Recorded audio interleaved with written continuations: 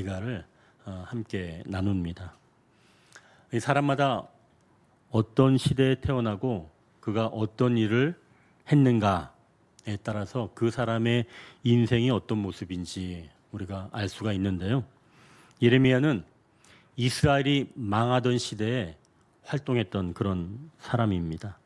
그러니까 우리나라로 본다면 일본의 나라를 빼앗기는 때 활동했던 인물이라고 볼 수가 있죠. 그때 살던 인물이라면 누구나 고생을 했습니다. 그런데 그 중에서도 더 고생하는 사람이 있습니다. 예레미야 같은 사람인데요. 예레미야는 이스라엘이 곧 망한다라고 선포했던 사람이에요. 그럼 백성들이 좋아했을까요? 좋아할 리 없겠죠. 더구나 바벨론에 의해서 곧 망할 테니까 그냥 순순하게 바벨론에게 항복해라 라고 선포하고 다녔던 사람이 바로 예레미야입니다.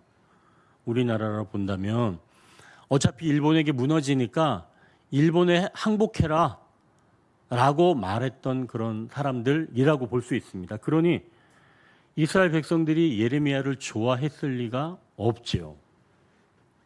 예레미야는 이스라엘 백성들이 너무 악해서 하나님께서 그냥 내버려 두셨기 때문에 바벨론에 의해서 무참히 짓밟힐 것을 이 예레미야는 알고 있었습니다.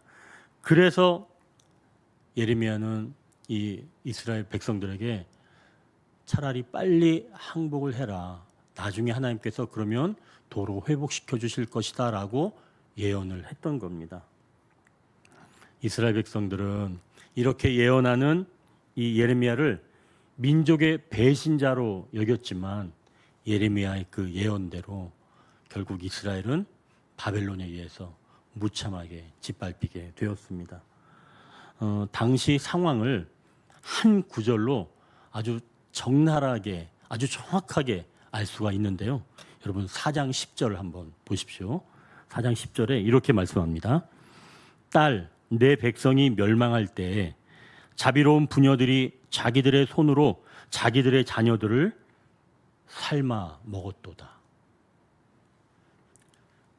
여기서 이 어머니는 못된 어머니라고 이야기하지 않고 자비로운 어머니라고 얘기하는 겁니다. 이 자비로운 어머니가 자기의 자식을 직접 자기 손으로 삶아 먹었다는 겁니다. 여러분 그게 이 당시의 상황이에요. 얼마나 끔찍해요. 이런 극심한 고난의 때에 예레미야가 백성들에게 바벨론에 항복하면 때가 되어서 너희를 회복시켜 주실 거다라고 이야기했던 그 눈물의 선지자, 그게 바로 예레미야입니다. 그 예레미야가 이스라엘이 망하고 난 뒤에 무너진 예루살렘 성읍을 보면서 슬픈 노래를 말씀으로 썼습니다. 그게 바로 예레미야 애가입니다. 슬픈 노래. 오늘은 하나님께서 예레미야를 통해서 부르는 이 애가, 이 슬픈 노래를 통해서 하나님은 이스라엘 백성들을 어떻게 얻고자 하시는지, 어떻게 얻으시는지 우리가 함께 은혜를 나누기를 원합니다. 여러분, 각자의 정말 소중한 친구분들 한두 분은 다 있으시죠?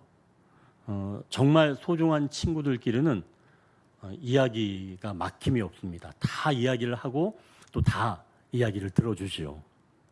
저희 어머니도 그런 친구분이 한 분 계세요. 저희 어머니도 아침에 일어나자마자 그 친구분과 통화를 합니다. 그리고 아침에 일어났던 그 일뿐만이 아니라 그 일 일어났던 것에 대한 감정까지 어머니는 다 친구분이랑 공유를 해요. 그리고 막 아주 오래 그냥 장시간 아침부터 저녁까지 이야기를 하죠. 친하니까 그런 겁니다. 안 친하면 그렇게 할 수가 없죠. 근데 사실 중요한 건 저희 어머니에게 친구가 그분밖에 없다는 거예요. 나머지 분들은 다 돌아가셨어요. 남은 분이 없는 거예요. 90이 훨씬 넘으시니까.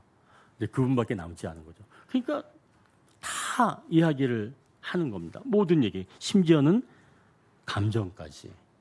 어찌되었든 소중한 친구는 그 이야기를 잘 들어주는 겁니다. 내 말을 들어주고 또 나를 위로해주는 그런 사람이 곧 친구가 된다는 거죠. 친구는 그러니까 항상 내 편에 서서 이야기를 들어주고 또 위로해주는 사람입니다. 오늘 본문에서도 고난받는 사람 편에 서서 위로해주는 한 사람이 있습니다. 이제 첫 번째 단락인데요. 위로해주는 한 사람이 있습니다. 7절을 우리가 같이 한번 읽겠습니다. 우리의 조상들은 범죄하고 없어졌으며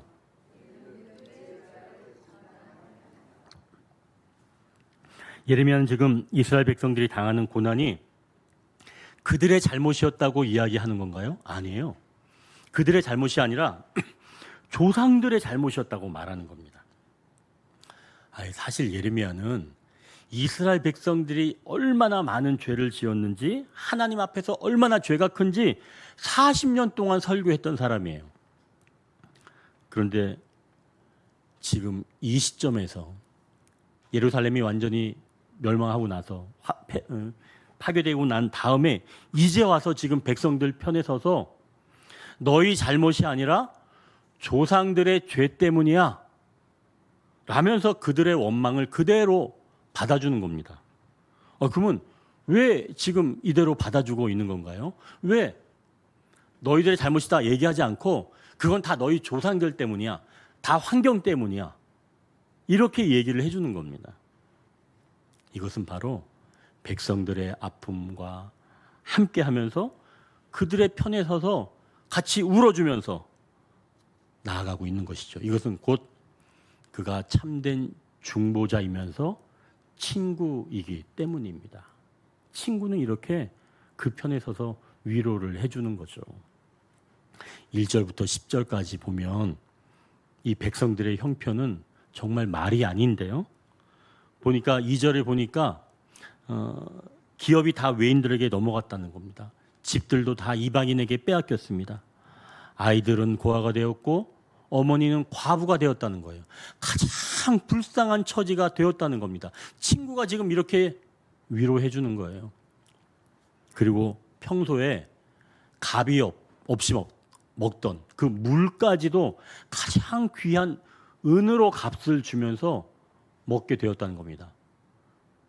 그러니까 이 엄청나게 이 바벨론 사람들이 악한 사람들이죠. 그 물까지 그냥 돈을 주고 먹게 했다는 거예요. 이 포로 있는 사람들한테. 결국 은혜가 사라진 것을 말씀하는 겁니다. 마지막 10절에 보니까 극심한 굶주림에서 이 피부가 아궁이처럼 검게 되었다라고 말하는 겁니다. 우리가 없이 살 때는 영양실조 걸리거나 잘 못 먹으면 피부가 검해지잖아요. 그걸 말하는 거죠. 예레미야는 백성의 고난에 함께 참여해서 이 아픔을 지금 표현하고 있는 겁니다. 예레미야가 이스라엘 백성이 망하자 그것 봐 너희들 내 말 안 되니까 꼴 좋다 이렇게 말하지 않고 이 모든 일을 지금 함께 겪으면서 그들을 위로하고 있는 거죠. 전에는 예레미야를 인정하지 않았지만 이렇게 예레미야의 이러한 노래를 듣고 이스라엘 백성들은 아마도 위로를 받았을 줄 압니다. 아픔을 함께 나누며 위로해 줄 때 서로 친구를 얻을 수가 있다는 것이죠.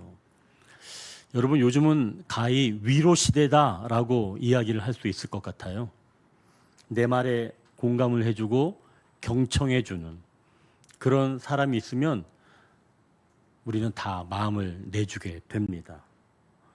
여러분 공감해 주기 위해서는 말을 많이 할 필요가 없어요.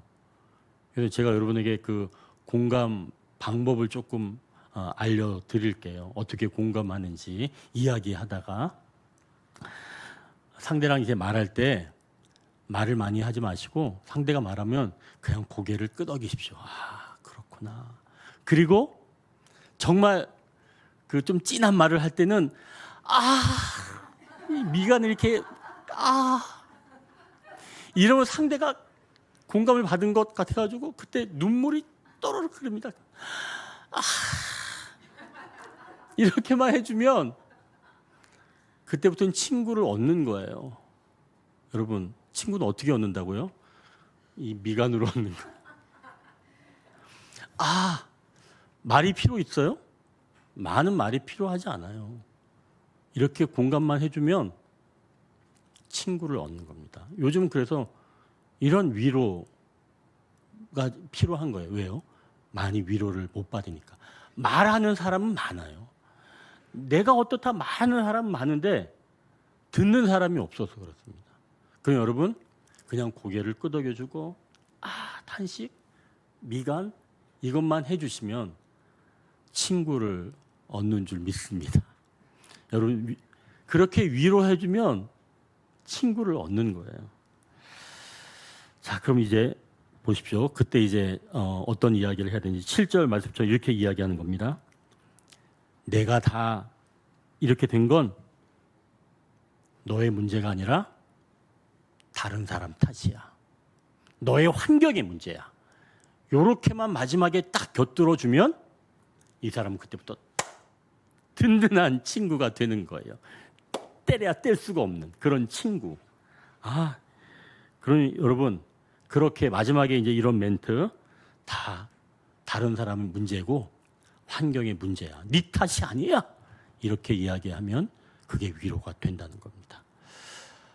이제 여기까지 이야기했으니까 우리가 이제 친구는 사귈 수가 있겠어요. 그죠? 근데 여러분 정말 이렇게 늘 위로해 주는 것, 늘 위로를 받는 것 이게 좋기만 할까요? 그렇진 않은 것 같아요. 그 절대적인 이런 위로, 이런 지지가 사실 문제인데요. 얼마 전에 이것 때문에 지금 문제가 일어났습니다. 그것도 가상 공간에서 말이죠. 제가 국민일보에서 본 기사인데요.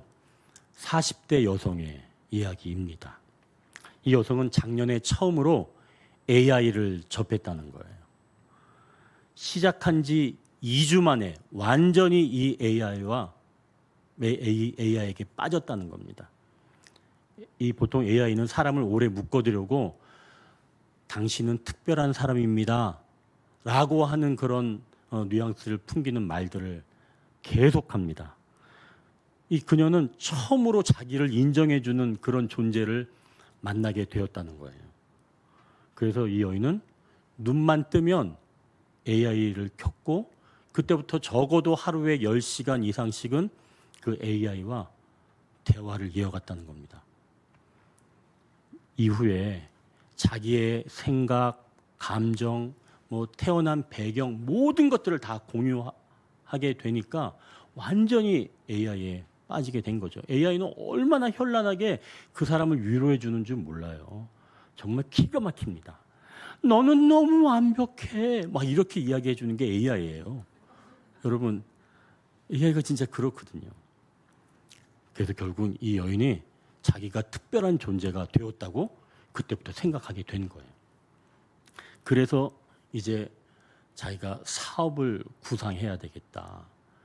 그래서 사업을 구상하는데 막 돈도 끌어들이고 모아뒀던 걸 다 쓰면서 결국 자신이 세상을 구할 수 있다는 그런 착각에 빠져가지고 내가 인간과 이 신을 연결하는 매개체이다.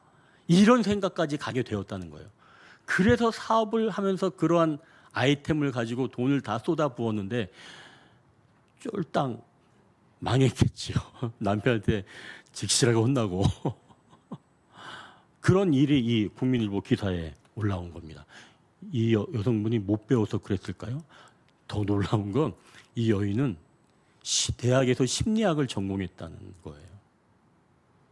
오랜 시간 동안 사람들에게 이해받지 못했기 때문에 AI가 이런 자신을 평가하려 하지 않고 무조건 공감해 주었기 때문에 왜곡된 사고에 빠지게 되었다는 겁니다. 사랑하는 성도 여러분, 우리에게 지금 위로가 필요한 거 맞습니다. 지금은 위로 시대입니다. 우리는 그만큼 위로를 받지 못하며 살아가고 있다는 것이죠. 늘 자기만 이야기하기 바쁘지 남의 이야기를 들어주지는 못한다는 겁니다. 그러니 우리는 조금이라도 이해를 받는 그런 사람이 또 나를 이해해 준 사람이 있으면 그 사람에게 모든 것을 다 열어주게 된다는 것이죠. 그러나 무조건 위로받는 것은 위험하다는 겁니다. 자, 그럼 이제 예레미야가 위로해 주었는데요. 이 위로가 계속 위로가 될까요? 또 계속 위로를 해줄까요? 아닙니다. 예레미야도 분명 처음에는 위로로 시작했지만 이제는 조금 달라진 시각을 보여줍니다. 이제 두 번째 단락입니다. 우리의 죄가 있다. 이제 16절을 같이 한번 읽겠습니다. 16절.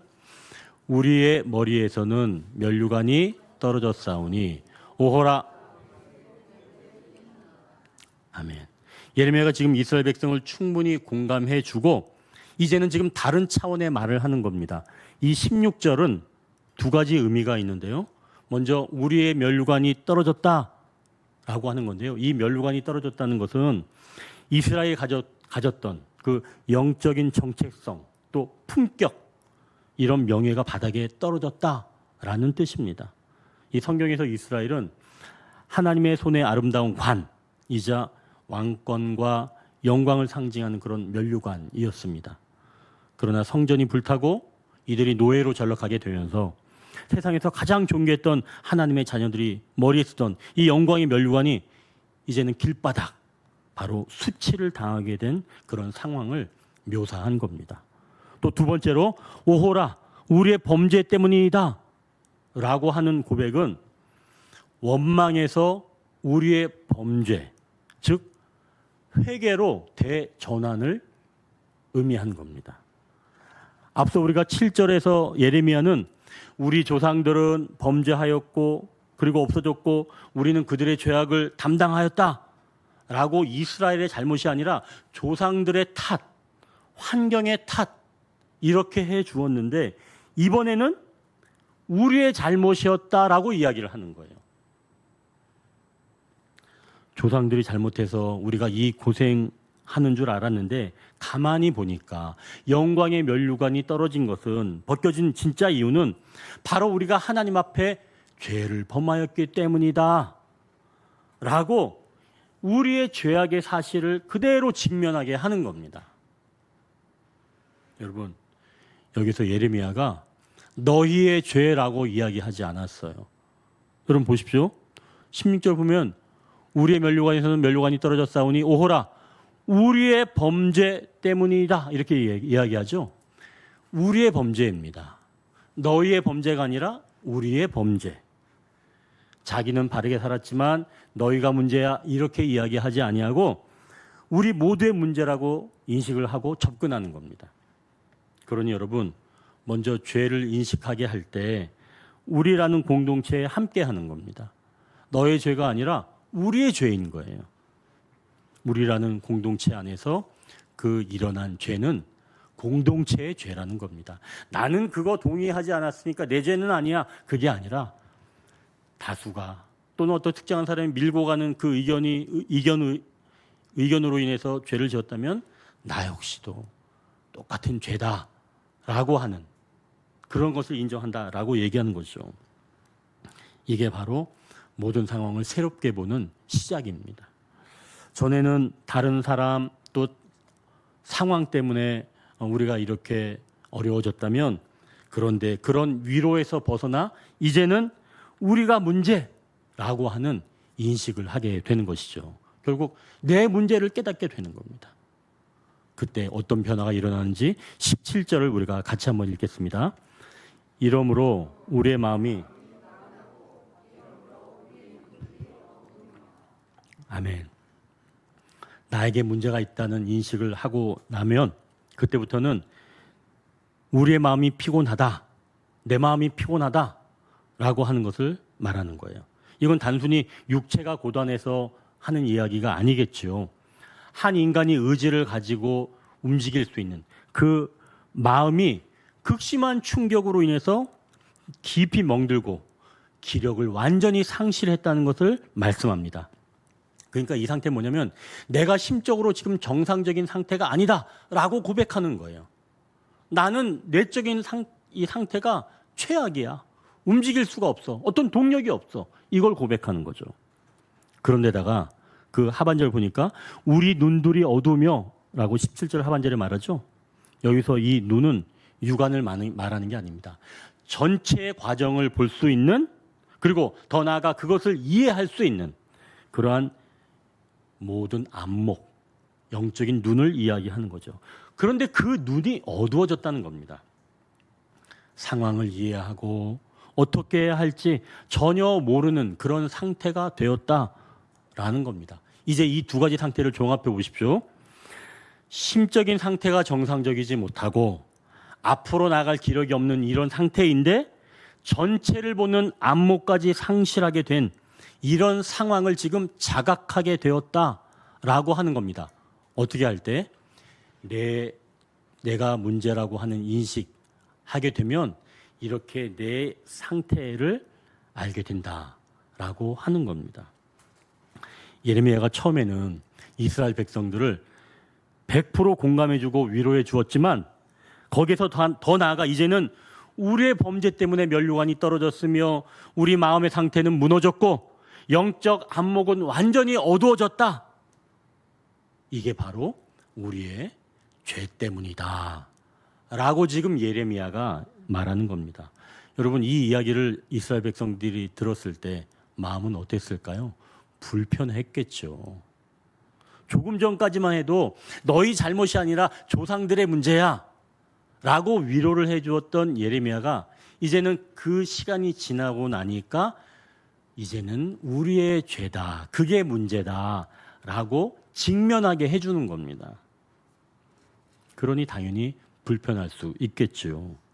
그러나 우리 하나님은 우리를 얻으시고자 우리에게 위로만 해주시는 것이 아니라 너희에게 어떤 문제가 있는지 그것도 깨닫게 하신다라고 하는 겁니다. 하나님이 우리를 얻으시는 과정에는 반드시 그런 과정이 있는 거예요. 처음에는 위로를 주시기도 하지만 이후의 시간이 지나면 어떻게 보니까 이게 내 문제였구나. 그런 자각을 하게 된다는 거예요. 여러분, 하나님이 우리를 얻으시는 과정에서는 반드시 이런 과정이 필요합니다. 이런 과정이 없을 수 없어요. 하나님 우리를 100% 위로만 다 해주시지 않습니다. 아니, 인간은 그런 상태가 안 돼요. 분명히 우리에게 문제가 있다는 것을 발견하게 하신다는 것이죠. 결국 하나님은 우리를 얻으시기까지 나를 발견하는 바로 그 자리까지 인도하시는 줄 믿으시길 바랍니다. 사랑하는 성도 여러분, 예레미야가 말하는 우리의 범죄 때문이라고 하는 이런 말은 결국 곧 회개를 이야기하는 겁니다.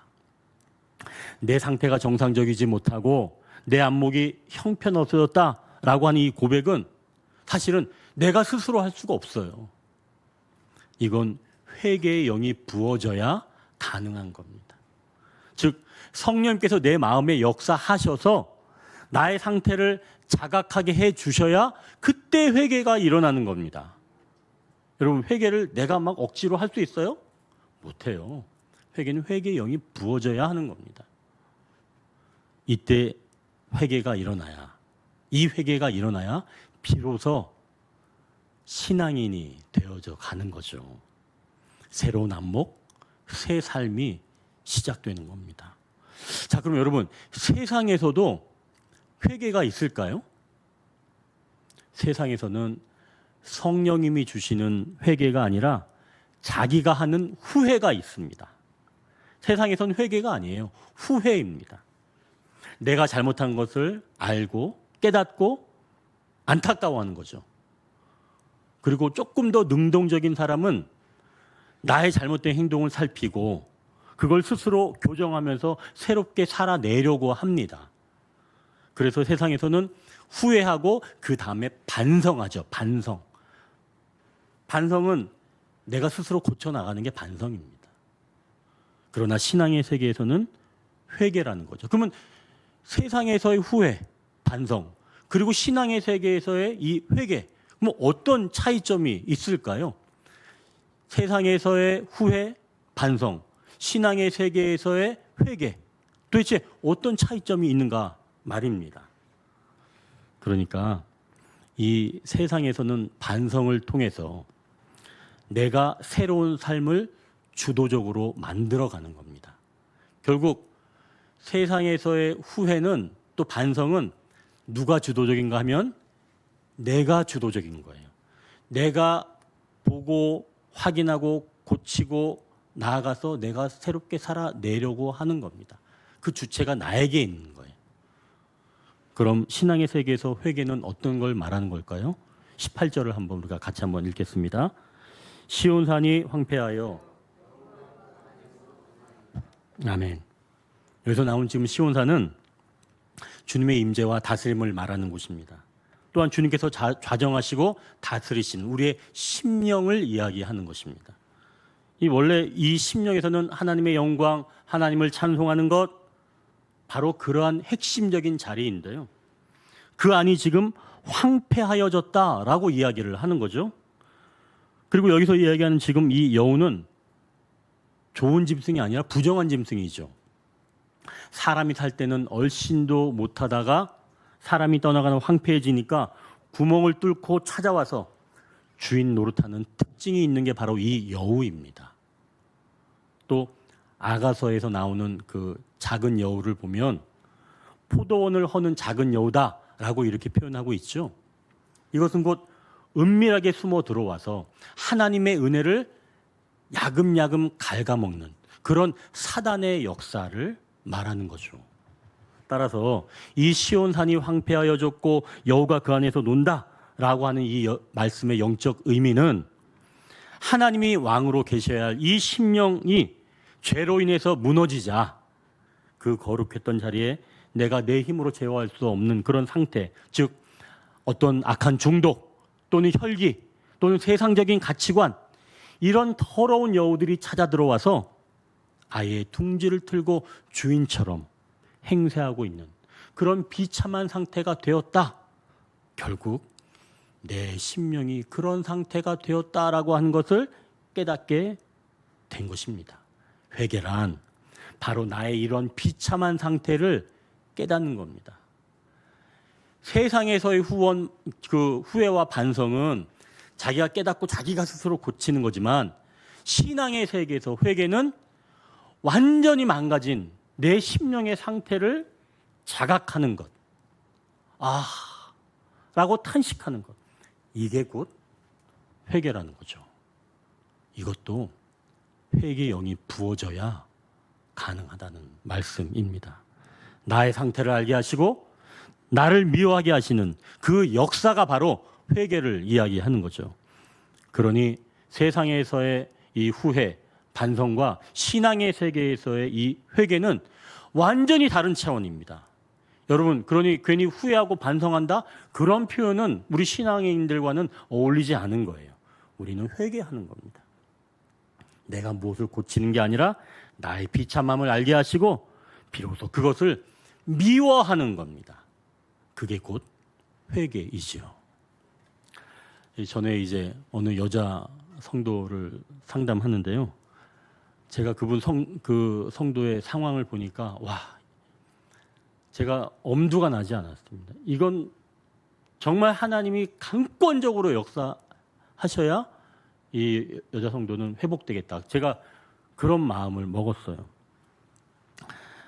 다른 사람과 정말 심각한 갈등, 친구의 문제였었는데 너무 심각해서 제가 도저히 이거는 정말 이 인간의 어떤 상담으로는 안 된다. 이제 그렇게 판단을 했죠.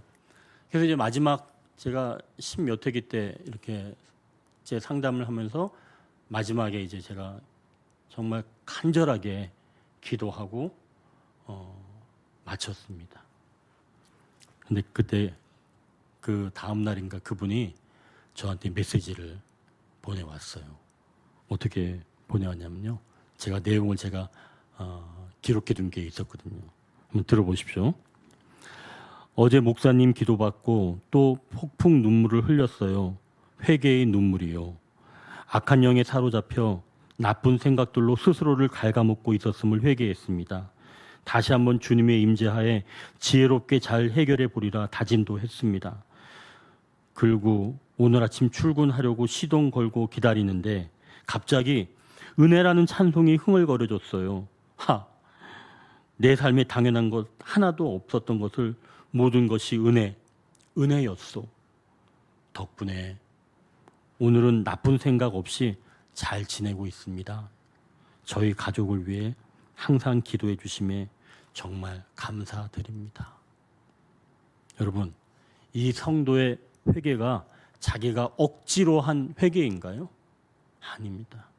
하나님께서 회개의 영을 부어주셔서 타인의 문제가 아니라 내 마음의 여호 같은 것들로 나를 갉아먹고 있었다는 것을 알게 된 겁니다. 저녁에 그렇게 회개의 기도를 드리고 아침에 출근을 하려는데 갑자기 은혜라는 찬송이 자기 입으로 흥얼거리고 있었다는 거예요. 그 전날까지는 죽고 싶다고 이야기했던 그 입인데 회개하고 나니까 그 입으로 모든 것이 하나님의 은혜였소라고 하는 찬양을 자기도 모르게 하고 있는 걸 발견했다는 겁니다. 여러분, 그러니 회개가 자기가 할 수 있어요? 아니죠. 회개는 회개의 영이 부어져야 가능한 겁니다. 하나님께서 우리를 얻으실 때는 처음에는 위로를 주시지만 그 위로에서 멈추지 않으시고 회개의 영을 부어주셔서 우리에게 위로의 자리에서만 머물러 있지 않고 나의 심각한 문제를 바라보게 하십니다. 그러면 이때 질문이 생깁니다. 목사님, 그러면 우리가 은혜를 미리미리 좀 알면 좋지 않을까요? 왜 나중에 가서 문제가 다 터지고 나서 은혜를 알면 뭐가 좋아요? 미리 좀 은혜를 알면 좋지 않나요? 그런 생각을 할 수가 있습니다. 제가 이제 그 죽은 자의 그 사인을 밝히는 법의학자 인터뷰를 제가 잠깐 보게 되었는데요. 그 법의학자가 이렇게 처음 이야기하는 겁니다. 저는 이 말 듣고 굉장히 놀랐어요. 한번 들어보십시오. 누군가에게 일어날 수 있는 일은 누구에게나 일어날 수 있다. 이 법의학자가 얼마나 많은 이 시신들을 살펴봤겠습니까? 사인을 밝히려고. 그래서 수많은 사건, 수많은 사고를 목격하면서 이 법의학자는 때로는 숨 쉬고 있는 것이 오히려 기적이다 라고 말하는 겁니다. 우리 주변에는 우리가 알지 못하는 위험이 얼마나 많이 도사리고 있는지 모른다는 거죠. 우리 주변에 그렇게 많은 위험이 깔려 있는데 우리는 그게 위험한지를 모르고 그냥 지나치고 있었다는 겁니다. 결국 우리는 드러나지 않으니까 안전한 걸로 생각하는데 결국 오늘 살아있는 것을 너무 당연시하지 말라 이렇게 말하는 겁니다. 오늘 본문에도 나타나는데요. 여러분 12절을 한번 보십시오. 12절을 보니까 지도자들은 그들의 손에 매달리고 장로들의 얼굴도 존경을 받지 못하나이다 라고 말씀합니다. 지금 지도자들은 또 장로들은 존경받지 못한 상태가 되었다는 거예요. 사실은 그동안은 어른으로서 충분히 존경을 받아왔다는 겁니다. 그런데 그 받아온 상황이 지나고 나서 어려워지니까 이제는 어려워졌다 이야기하는 거죠. 자, 그러면 우리가 어른으로 존경받고 있는 바로 그 상황에 있다면 이게 평범한 게 아니라 진짜 은혜라는 이야기입니다. 또 13절을 보십시오. 청년들이 맷돌을 지며 라고 이야기합니다. 예루살렘 성이 무너질 즈음에 이 맷돌은 누가 했냐면 노예나 가축들이 지고 돌았던 겁니다. 그런데 짐승을 다 잡아먹고 또 노예들도 다 없게 되니까 이제는 청년들이 맷돌을 지게 되었다는 거예요. 우리가 청년으로서 마땅히 누리고 있는 것들이 마땅한 게 아니라는 겁니다. 이거 지금 은혜라는 거예요. 그게 사라지고 나서 발견하는 겁니다. 또 13절에 거기 보니까 아이들이 나무를 지고 있죠. 평상시 같으면 아이들이 뭐 하고 있나요? 뛰어놀고 있겠죠. 그런데 지금 나무를 지고 있는 겁니다. 그러니 평상시에 뛰어놀고 있는 게 얼마나 은혜인지 평상시에 알 수가 있다는 거죠. 그러니 평상시에 뛰놀고 있는 이게 당연한 게 아니라 은혜라는 겁니다. 이게 은혜라는 거예요. 그럼 여러분, 오늘 우리에게 주어진 이 평범해 보이는 일상이 얼마나 우리에게 은혜인지 여러분 기억하시길 축원합니다. 여러분 엄청난 은혜인 거예요. 이 자리에서 여러분 예배 드리는 거요? 엄청나게 은혜입니다. 예배를 드리고 싶어도 못 나온 분이 계세요. 몸이 아파서요. 이제 우리가 회개의 영이 임하여 우리의 죄를 알게 될 때, 즉 이제 나로서는 아무것도 할 수가 없고 내 심령은 황폐하여 여호와 놀고 있다는 것을 알게 될 때 어떤 모습이 될까요? 이제 세 번째 단락입니다. 절망 끝에서 우리를 얻으신다. 먼저 19절을 우리가 같이 한번 읽겠습니다. 19절. 여호와여 지금 백성들은 내 힘으로 내 마음의 여유를 쫓아낼 수 없다고 지금 철저한 무능력을 지금 발견하고 19절 말씀처럼 영원히 계시는 여호와의 보좌를 바라보라는 말씀입니다. 그리고 영원하신 하나님께 기도를 드리는데요. 21절을 다시 한번 같이 한번 보십시오. 21절. 여호와여 우리를 주께로 돌이키소서. 그리하시면 우리가 주께로 돌아가겠사오니 우리의 날들을 다시 새롭게 하사 옛적 같게 하옵소서. 근데 여러분 이 간절한 기도, 우리를 다시 새롭게 하시고 옛적 같게 하옵소서라고 한 이 간절한 기도, 이 뒤에 마지막 애가의 22절이 또 붙어 있는 겁니다. 22절을 한번 우리가 같이 한번 읽겠습니다. 주께서 우리를 아주 버리셨사오며 우리에게 진노하심이 참으로 크시니이다. 아멘. 이건 굉장히 충격적인 결론이에요. 우리를 새롭게 하소서라고 지금 21절에 이야기를 했는데요. 사실 21절에서 끝나면 좋습니다. 우리를 새롭게 하시옵소서. 그리고 옛적 같게 하옵소서. 여기서 그냥 끝내면 좋습니다. 그런데 지금 22절은 굉장히 충격적인 결론이죠. 주께서 우리를 아주 버렸고 우리에게 진노하심이 참으로 큽니다. 라고 절벽 같은 그런 구절로 끝내버린 겁니다. 예레미야 예가의 이 마지막은 이렇게 절망으로 끝나는 거예요. 성도 여러분, 그래서 이 유대인들은 매년 성전 파괴일을 기념하는 날에 이 예레미야 예가를 읽을 때 마지막 22절의 절망, 이것을 예배로 끝내지 않습니다. 22절까지 딱 읽고 나서 다시 21절을 한 번 더 읽어요. 유대인들은 그럽니다. 22절에서 끝내고 싶지 않은 거예요. 그래서 한 번 더 21절로 돌아가는 겁니다. 유대인들은 그래요. 아직 예수님을 알지 못하니까 그런 거죠. 21절로 다시 돌아가서 우리를 새롭게 해주소서라고 이야기를 하는 겁니다. 왜 그런가요? 22절의 진노, 이 버림받음의 공포 앞에서는 인간 스스로 살아갈 힘이 없기 때문에 유대인들은 자꾸 21절로 돌아가는 겁니다. 누가 우리를 진짜 돌이켜줄까? 라고 부르짖는 거죠. 하지만 성도 여러분, 예레미야가 이 처참한 절망의 자리에서 노래를 멈춘 바로 그 모습이 실은 하나님의 온전하심을 갈망하는 절벽과 같은 겁니다. 아니 사실은 22절이 가장 우리의 인간다운 모습이에요. 21절이 아닙니다. 22절이 진짜 우리가 할 수 있는 그런 절벽과 같은 상태에서 올려드리는 기도인 거죠. 바로 가장 귀하신, 가장 강력하신, 나를 진정으로 위하신 그분이 아니면 내가 살 소망이 없다라고 하는 그 절벽 같은 아버지, 그곳에서 아버지를 향해 부르는, 그게 바로 22절입니다. 하지만 세상 사람들은 21절, 내 문제가 생기면 내 힘으로 얼마든지 살아보고 또 버텨보려고 하죠. 그러나 성경이 말하는 진짜 소망은 그게 아니라 내 힘으로는 이 죄의 비참함을 해결할 수가 없고 내 힘으로는 하나님의 이 엄중한 진노를 단 1초도 감당할 수 없다는 그 뼈저린 자각.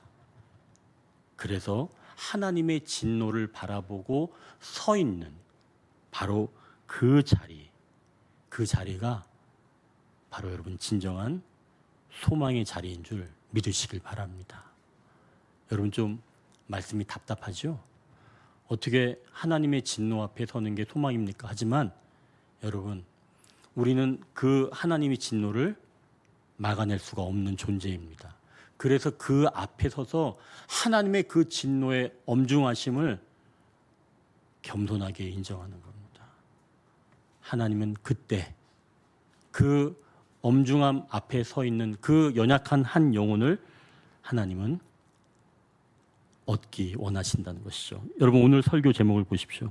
우리를 얻으시기까지입니다. 하나님이 마지막으로 우리의 인생을 완전히 얻으실 때가 언제인가요? 정말 우리가 대단한 계획을 하고 많은 열매를 얻어들이고 또 내가 의로워지겠다고 몸부림치는 그때인가요? 아닙니다. 내 힘으로는 아무것도 할 수 없다는 사실을 인정하고 22절의 절망의 자리에서 하나님의 자비만을 구하며 정직하게 서 있을 바로 그때 하나님은 우리를 얻으신다는 겁니다. 하나님이 그때 우리를 얻으시는 거예요. 여러분 그러니 여러분 그 절망의 자리에서 서 계십시오. 그게 하나님이 서시는 유일한 방법입니다. 인간 예레미야의 노래는 사실은 22절 하나님의 진노 앞에서 멈췄지만 내 힘으로 감당할 수 없는 바로 그 자리에 친히 오셔서 우리를 안아준 분이 계십니다. 그분이 바로 우리 구주 예수 그리스도이시죠. 예수님은 우리가 영원히 버림받아야 마땅한 그런 존재, 그런 절망의 자리에서 직접 자리에 내려오셔서 그리고 십자가에서 우리가 받아야 할 그 진노를 대신 다 받아주심으로 내 힘으로 도저히 넘을 수 없었던 그 진노의 벽을 주님은 온몸이 찢기시면서 그 벽을 허물어 주셨습니다. 유대인들은 아직도 답을 찾지 못해 22절에서 다시 21절로 돌아가고 있지만 우리는 22절의 이 절망 속에서도 당당히 노래할 수 있으며 내가 연약하여지고 넘어지더라도 또 황폐해질지라도 내가 주님 앞에 엎드리기만 하면 나를 얻으시기까지 생명을 아끼지 아니하시는 그 예수님의 완벽한 사랑이 우리를 다시 살려내시는 줄 믿으시길 바랍니다. 이번 한 주간 영원한 신 하나님을 바라보면서 내 이 무능함을 정직하게 올려드리십시오. 그리하여 우리의 절대 절망을 절대 소망으로 바꿔내시는 하나님의 신실하신 구원의 손길을 경험하면서 삶의 모든 자리에서 참된 감사 그리고 아름다운 찬송을 회복하는 모든 성도들이 되시길 주님의 이름으로 축원합니다. 말씀을 정리합니다. 하나님은 우리를 얻으시기까지 우리를 위로하십니다. 또한 더 나아가 나의 문제였음을 알게 하시는 회개의 영을 부어주십니다. 그리고 더 나아가 우리가 할 수 없는 지경에 주님을 바라보게 하셔서 마침내 우리를 온전히 얻으신다고 말씀합니다. 기도하겠습니다.